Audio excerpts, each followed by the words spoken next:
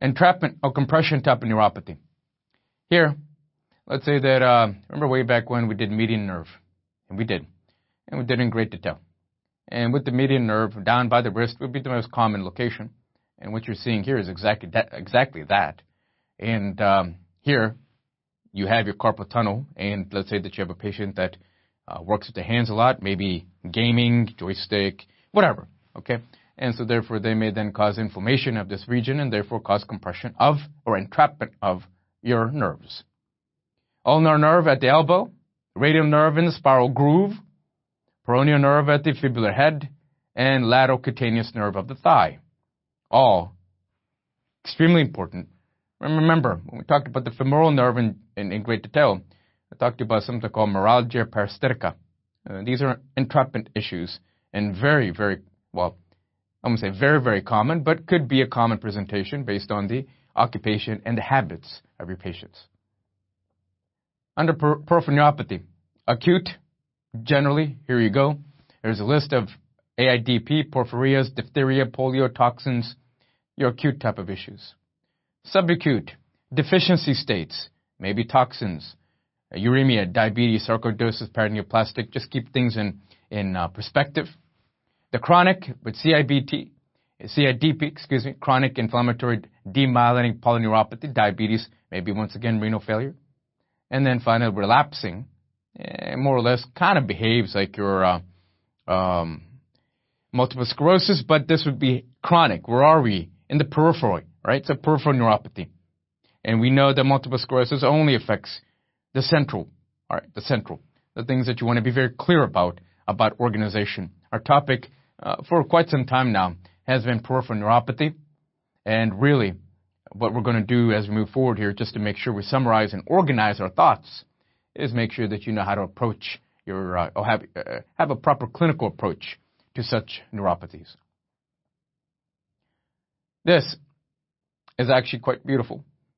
I say actually, but as if I'm in disbelief. But every time I see this, you should get excited. Every time I see this, I don't care if I've been seeing this for 5, 10, 15, 20 years. Every single day, every single time I see it, I get excited. Why? Because it really does organize your demyelinating or neuropathies in great detail. So let's set this up for you. If you take a look at the middle there, the target in the middle, okay, that's your acute. And then around your acute, you have your various diseases. And then if you go outside this ring of acute, then you start getting into your subacute, which means it takes a little bit longer. And then outside of your subacute, you start getting into your chronic type of demyelinating diseases. As you move from your left and then to your right, you'll notice that you have your demyelinating diseases. And then as you move into the right, then you have less of a demyelinating, and it's more of an axonal. For example, CMT2. What does CMT stand for? Charcot-Marie tooth type of issues. And then, if you go from top to bottom, you'll have what's known as symmetrical type of issues versus asymmetrical. So, for example, with diabetes, or even you see the first green box there, and that is chronic renal failure. And there is uremic neuropathy. And the reason we say that is because if your kidneys fail, my goodness gracious, you're going to start accumulating all kinds of toxins. And some of those toxins can be extremely damaging to the nerves. And then as you move from top to bottom, you're moving into your asymmetrical type of issues. If I were you, once you've truly understood your peripheral neuropathies and such, you want to walk through here and give yourself a really good organization pattern. Perhaps even close your eyes or take a different piece of paper and write down on your own, every step of the way, all these different diseases, what it means to you in terms of being acute, subacute, and chronic, demyelinating versus axonal, symmetrical versus asymmetrical, and you will be in really good shape to come up with differentials really quick and then go into the details as to what the clinical pearls are for each one of these issues. Summary.